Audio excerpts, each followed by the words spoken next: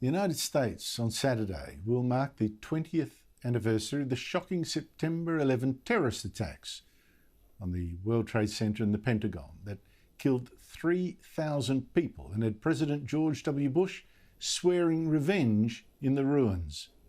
I can hear you.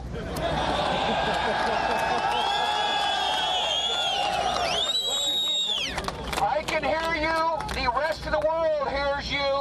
And the people who knock these buildings down will hear all of us soon. President Bush did just as he promised. He ordered an invasion of Afghanistan to drive out the Taliban regime and wipe out the Islamist al-Qaeda terrorist group led by Osama bin Laden that it had protected, the group that had organised that September 11 attack, from caves in Afghanistan. Although it did take another decade for the US to finally track down bin Laden to his new safe house in Pakistan, or not so safe house, and kill him. By then the US was consumed with the war on terror. It ramped up massive security in the US. It held al-Qaeda prisoners and other extremists in Guantanamo Bay. And in 2003 even invaded Iraq to topple the dictatorship of Saddam Hussein, who was eventually found hiding in his own safe house and was then hanged by the new Iraqi government.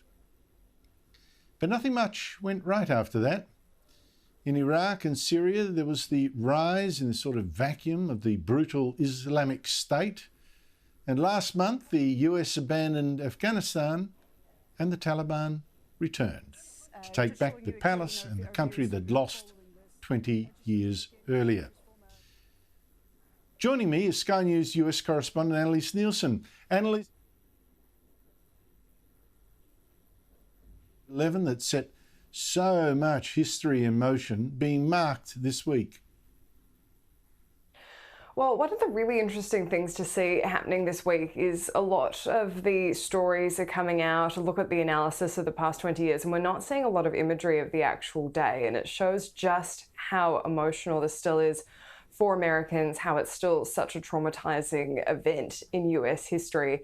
We are going to see something of a bipartisan showing in the former presidents taking part. George W. Bush is going to visit one of the locations in Pennsylvania where there's a memorial before he hosts a documentary showing back in Texas. Joe Biden's visiting all three locations where there were attacks, including the 9/11, obviously the World Trade Center location, but also the Pentagon where 3,000 people died after the plane crashed into that building, and also where the plane came down over Pennsylvania. So this is going to be an extremely emotional week for the US, but now they're looking at kind of that new legacy of what this meant for America. Now that there was this line drawn in the sand by Joe Biden saying every troop had to be out by 9/11 and what's happened in Afghanistan in the past few weeks, there's this new legacy going forward with so many Americans now welcoming Afghan refugees into their homes, and there's this huge influx of refugees.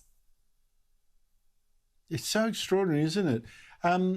Has George Bush, the former president who was on deck when all this happened at September 11, 2001, has he said much?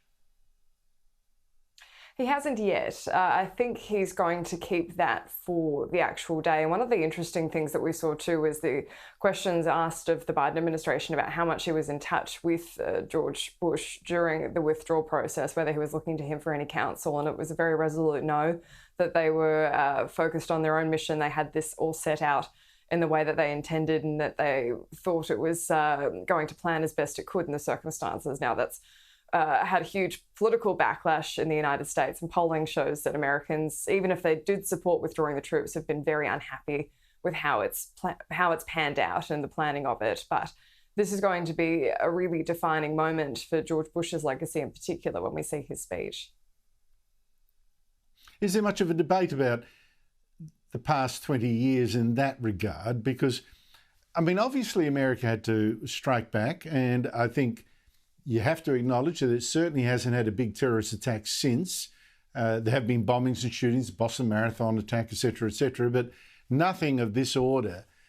So I guess that's a success. But the rest, the invasion of Afghanistan, staying there for 20 years. And also, I think linked is, it was a different objective in one sense, but linked is the invasion of Iraq. How does America feel about all that? It's hard to generalise, but what sort of arguments are you hearing about how America should regard the last 20 years?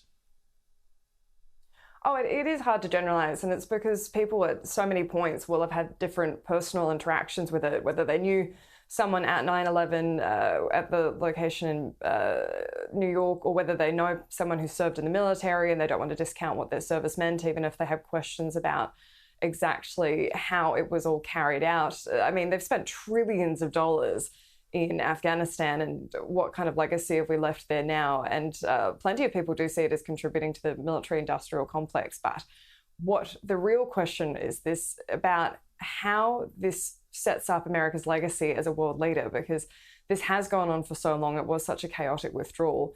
And for the most part, it's falling down political lines. Many, especially on the left of politics in the US, have just had blinders on to the entire situation. They're just so glad to be out of it. They're so glad that they're not talking about Afghanistan. And there is just kind of a general sense in the broader community where it's just all very complicated. It's been going on forever, and they're just kind of sick of talking about it. But that doesn't mean that people aren't horrified by the images that came out. When you have a baby being thrown over a wall to Marines trying to evacuate, when you have people hanging off fuselage of planes as they take off because they're so terrified of the Taliban advance to come, and that general sense of, well, what were we doing there for so long? How did we put so much into it? And this is how it all panned out. Shouldn't we have known better? So this is going to be a long-running discussion, and especially this has to be one where we watch the veteran community, because they're furious, they're mobilising, and that's going to be a hugely influential part of the political landscape. Well, that's why I think the way that the withdrawal happened to make it look like an American rout was so disastrous as an emphasis point just when America's going to be looking back in the last 20 years. That will dominate, as it has your analysis here. The humiliation of the US is going to dominate that discussion, and I think that's bad for America's image.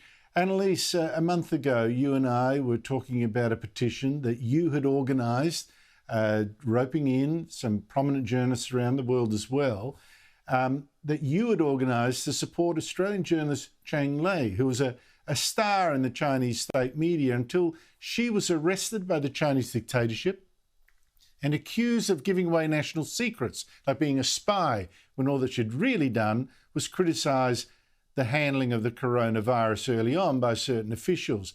Now, the letter which we asked people to support or to sign, that you organised, I signed as well, has now been seen by Chang Lei. Can you tell us her response? Well, almost seen by Chang Lei. She has monthly consular visits, and it's our understanding that during that visit, it was read out to her, and there was a description of the fact that she got a really broad level of support from journalists. And I have to say, it was something I took quite personally. I put in hundreds of phone calls about this. It took months of work making sure that we weren't going to do anything that would potentially harm her situation, but we really wanted her to know that she hadn't been abandoned.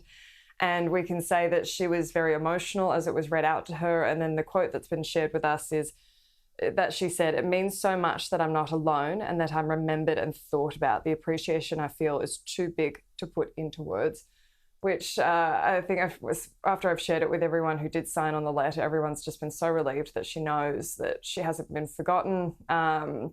Like you said, she was a star of Chinese state media, but she was a huge ambassador for Australia for so long in what was probably some of the most lucrative times in the the Australia-China alliance. So she was always a huge advocate for Australia. She was life of the party, a lot of fun, and a very good journalist. And so we're all just thrilled that there's been a little light cast into her darkness. Well, you've done a wonderful thing, and we can't let this go. This can't stand. This is just terrible. What's been done to her, and a sign of the brutality of that regime. They should let her go if they have any heart or conscience, but we know perhaps I'm whistling in the dark there. Annelise Nielsen, thank you so much for your time.